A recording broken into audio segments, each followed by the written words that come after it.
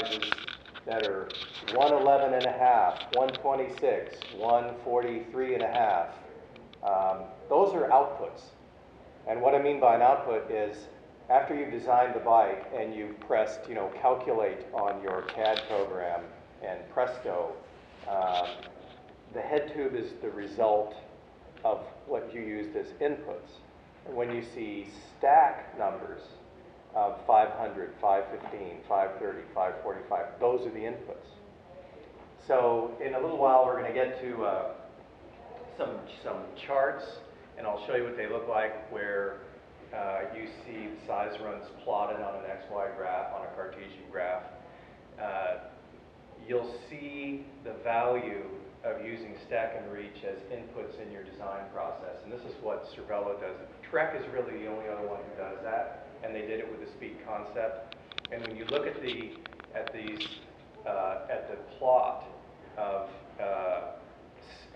the size run of the bikes from a sizing point of view on an XY graph, and when you see that Trek looks like it's also a pretty rational, has a pretty rational fit paradigm along with Cervelo, you'll understand why that is. They both use stack and reach. In other words, what I mean is, instead of saying we're going to make this bike with a head tube of 120 millimeters and a top tube of 550 millimeters, etc., they said no. Each of these engineers, Damon Reinhard at Cervelo and Carl Madsen at Trek, each of these guys said no, that doesn't make any sense. We don't care what the head tube is. We want the stack to be 530 millimeters. We want the reach to be 400 millimeters. And that's how we're going to design the bike. And however the head tube ends up, whatever it ends up, whatever the top tube ends up, it ends up. We don't care. And if you value this notion of stack and reach as a set of absolute fit metrics that are the final arbiter of how you fit aboard a bike, then this is the rational way to design a bike. Now, you might say, well, I'm not convinced about all of that. I've been relying on head tube lengths for years as really the arbiter of how tall a bike is. If you take these two bike companies as examples, if you go back to the original P3, the classic P3, and the speed concept, if they both had the same head tube length, would they both be the fit? Would they both be the same height for fit purposes? And I ask you, anybody want to opine on that? Take a guess on that. Two bikes, they each have head tubes of 140 millimeters. They each have 700C wheels. They're each tri-bikes. Do they fit the same way height-wise? Bottom bracket drop, right. So the original P3 had a bottom bracket drop of 60 millimeters, and we're talking about this right here. The original, and I don't even know what I'm doing. The original and the current speed concept has a bottom bracket drop of 80 millimeters. So if the head tube was the same, oh, you gave it to me because there's a laser on there, right? Yes. That's it, the laser, I want that laser. Okay, I don't know how to work the laser, but I do push a button on it. Oh, okay, use the laser. So if you, if this distance right here is 140 millimeters in both bikes, they'll fit the same way, except for if one of these bikes has this bottom bracket drop 20 millimeters more, then this distance from the bottom bracket up to the head tube top just got taller by 20 millimeters, i.e. that bike is 20 millimeters taller than the other bike in terms of how they're going to fit, even though they have the exact same head tube size. This is why stack exists. It's the absolute arbiter of the height of a bike. Likewise, you could take two bikes that have the same top tube length and say, well, from a length point of view, they're exactly the same. Well, what if one bike is built with a 75-degree seat angle and the other bike is built with a 79-degree seat angle? That seat angle is going the steeper seat angle is going to push the top tube forward, which pushes the head tube forward. So one of these bikes is going to be monstrously longer than the other one. It might be 30 millimeters longer than the other one, even though they have the same exact top tube length. So this is why we use stack and reach. So Gerard and I, we still argue about which one of us invented the concept of stack and reach for the purposes of a bike fit, but when Gerard and I stopped being competitors in 1999, we instantly became best friends because we think exactly alike about bike design, and we always have. Damon Reinhard, who I've known since the 1980s, he was an engineer way back at Kestrel in its formative years.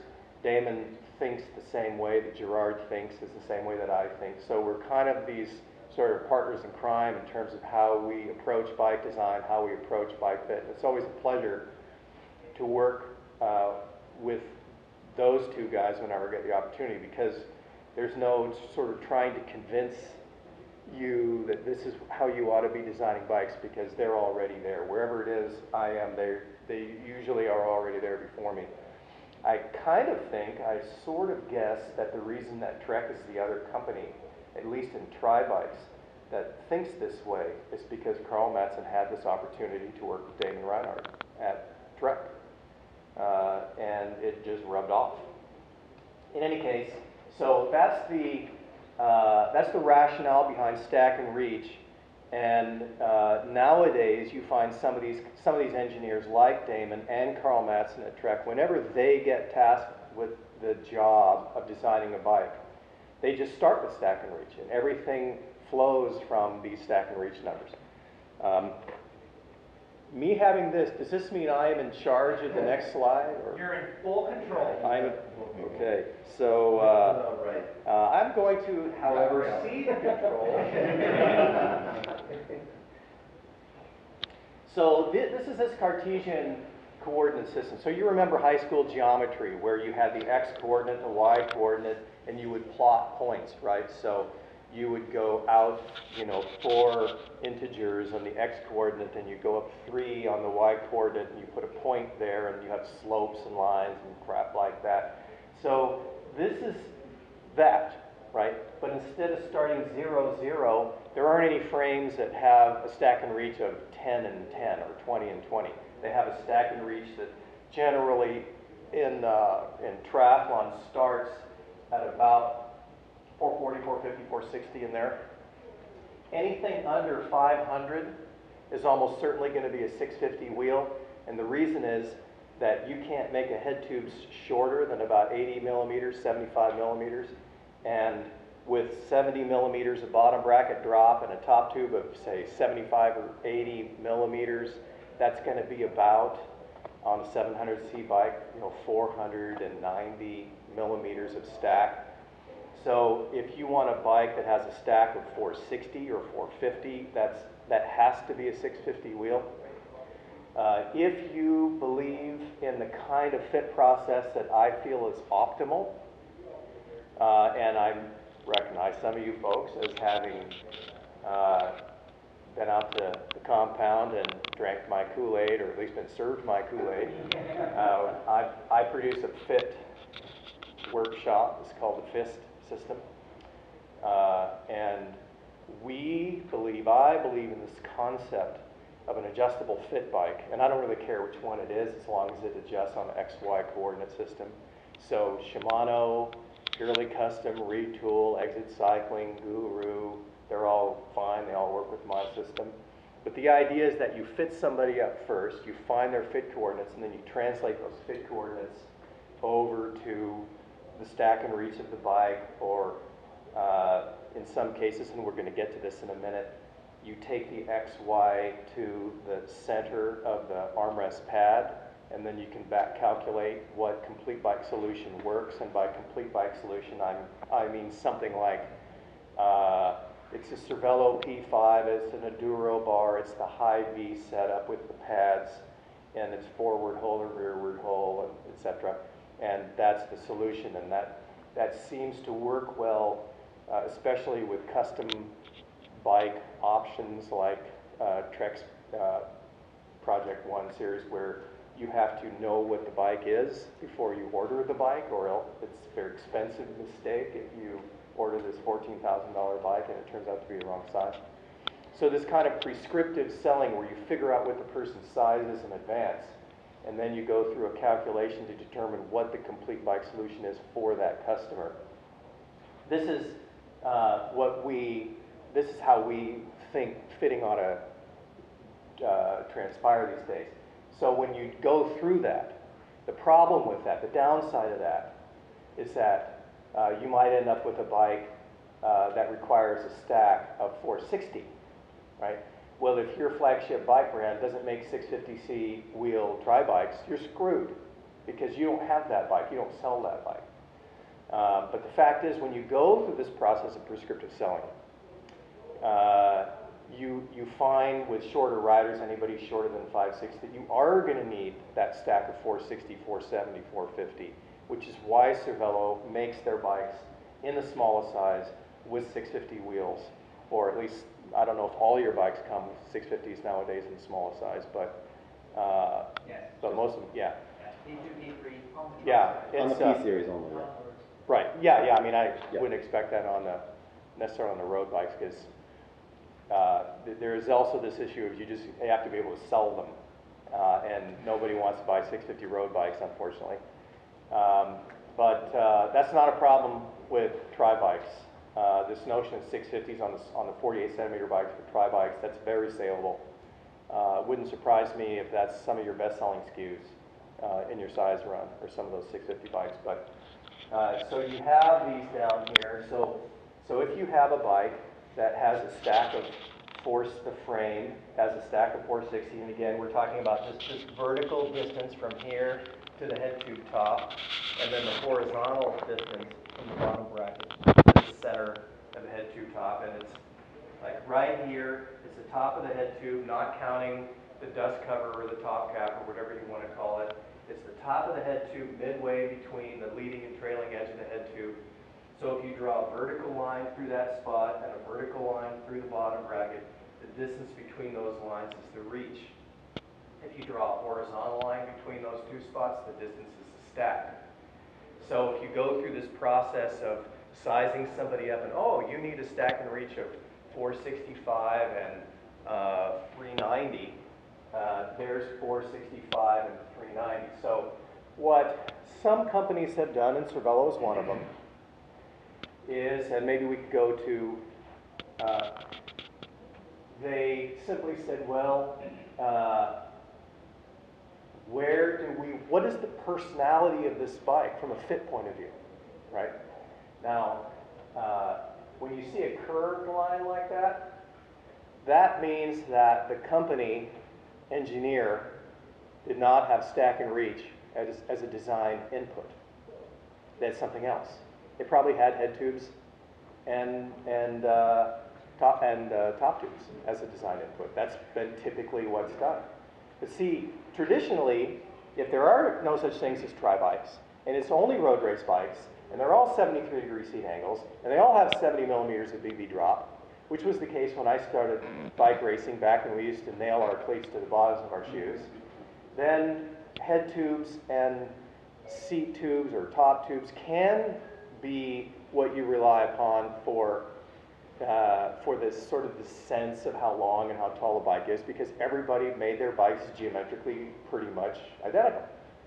The problem is it isn't like that nowadays, especially in the tri-bike world, where, I mean, if you remember the old soft ride days, okay, what's the top tube length of a soft ride? I mean, how do you know how long that bike is? How do you know how long a soft ride is? There was no way to know. But stack and reach could tell you exactly how tall and how long a soft ride is for the purposes of fit and handling. So here we go again, Cannondale slice. Cannondale slice, if Cervelo wanted to be really nasty, they would put the Slice RS up here. Because that bike was a disaster from a fit point of view. What? And especially for you. Do you own one? No. Okay, let me tell you why you don't. Because you're too tall. What happened with the Slice RS is they actually started with the Slice, but then they cut into the top tube, basically, and set the stem in there. But that bike doesn't have the same stack any longer. If you're going to hog out the top tube, if you're going to cut this big chunk out of the top tube and slot a stem in there, that's a superbike stem that has no headset top cap, that must go on a standard bike like the Slice. You've just cut about 30 millimeters out of the height of the bike. Then if you take the stem and then you wrap it down around the front of the head tube and drop it another 20 millimeters, you've just hogged 50 millimeters out of the height of the bike. Even if you thought you were basically duplicating the Slice geometry. So the Slice RS was sized extra small, small, medium, large. But really what they made was an extra small, small, small, medium, medium. It was a great bike as long as you weren't any taller than 5 foot 10 or 11. If you were that height or lower, that bike worked great. So this was a bike that the engineers were only thinking about the aerodynamic quality and performance of the bike. The European engineers, unfortunately Cannondale let Europe have the design reins to the Slice RS, and that's why that bike came out the way that it did. So from a fit perspective, from an aerodynamic perspective, great. The bike didn't stop when you put the brakes on, but forget that for a minute. From an aerodynamic perspective, the bike was great. From a fit perspective, about a third of your customers just couldn't ride the bike, couldn't fit on the bike. So this is the problem if you don't think in advance about the entire bike construct, all the way up to the bars that you spec on the bike. You better think about all that stuff, or else you're going to end up with bikes that when your customers come in to buy them, they just won't fit. So I will say this about the BMC though, although the frames themselves were inartfully designed from a fit perspective, BMC does something, and Cervelo does it too, Trek does it too, and almost nobody else does it. They actually have, BMC has far and away, nobody can touch them, the best system for prescribing bikes based on achieved fit coordinates during a fit session on their superbike. And what I mean is, any BMC dealers here? Okay, so you go on the website. The problem is they hide it. They don't tell you they have it. But they have a system where if you give the system on the website, pad X and Y, it'll tell you exactly, because they've got that whole sort of Tinker Toy stem configuration, it'll tell you exactly the config that matches the fit that you generated. But the frames were obviously not considered with this thought given to actual scaled sizing in a rational sense. So now you have, so the specialized shift, whenever you see a line that's more this way, we call that bike narrow tall. That means that the top tube, well, the top of the top tube, where we measure stack and reach, is tall, and it's brought back towards the bottom bracket. So in other words, this bike has more stack per given reach. So all these bikes should have the same slope. They don't, but they should. Then when you take that slope and you have that slope move back this way, that's a tall bike. That's a bike for a guy with long legs and a short torso. When this slope moves that way, if this slope is out here, that's a classic P3. That's a bike for somebody with a long torso and short legs, or it's a bike for somebody who rides very steep and very low in front. That's why the P3 fit that way. Now, speed concept, pretty much in the middle. There's a reason for that. That's because Carl Mattson at Trek did exactly this.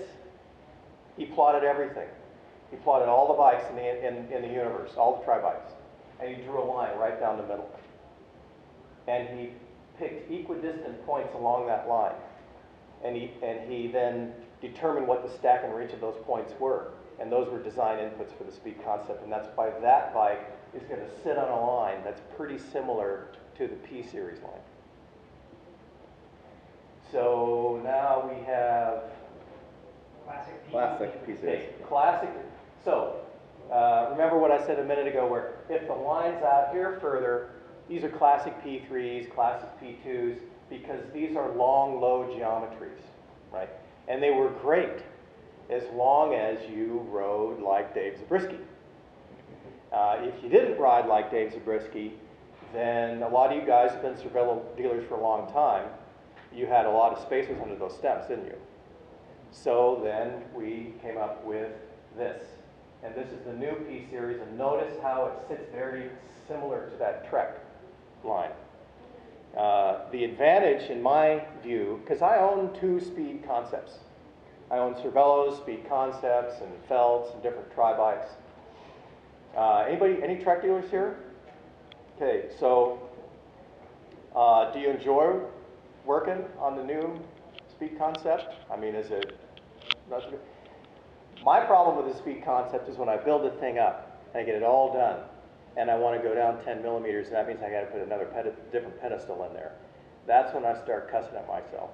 So other than that, it's a wonderful bike, and these are really my two favorite tri-bikes in general, just in terms of how they work, or the speed concepts, although I hate working on them, and the Cervelos, because they fit rationally, because they fit correctly, because they're graded correctly in terms of the size runs. Is this where I sit and you stand, or are we? I don't know if you want to touch up on Yeah, that. the only thing I think I might say is I had heard, and I wasn't here, so I didn't know exactly what was said, but there was some blowback about the shorter cranks that are getting spec'd on the Cervelos, and I wanted to just sort of give you the rationale. Almost everybody now in professional triathlons is using shorter cranks. And by shorter cranks, I'm talking about 5 millimeters shorter than the cranks that you would use in your road race bike. So I'm 6'2", at least I was when I was younger. I ride a 58 centimeter R3. I ride a 58 centimeter P-Series bike. I ride 175s on my road bike. I ride 170s on my tri-bike. The idea behind the shorter cranks is that in road racing, you really don't have hip angle as a big limiter. With tri-bikes you do. So you can get as low as you can get, and you can't get any lower because at the top of the pedal stroke, you don't have enough leverage. You don't have a mechanical advantage over the pedal as you start to push down. And so that's just a limiter. That just describes how low the front of the bike can be. The only way that you can make it any lower is if you push the saddle further forward. That will open your hip angle up again, but there's a practical limit to how much you can push the saddle forward to still generate power. So if you put a shorter crank on the bike, when you put the shorter crank on, you have to raise the saddle the same amount that you shorten the crank, so that your knee angle at the bottom of the pedal stroke stays the same.